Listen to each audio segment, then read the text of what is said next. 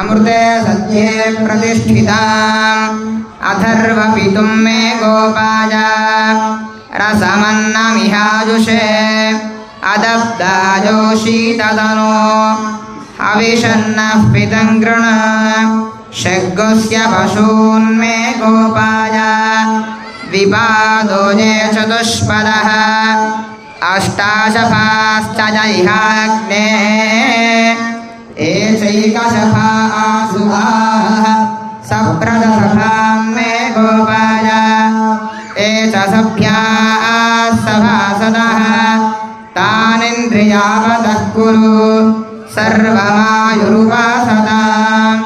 अहे बुद्धियमन्त्रं मे गोपाय यमृषयस्ये विदा विदुः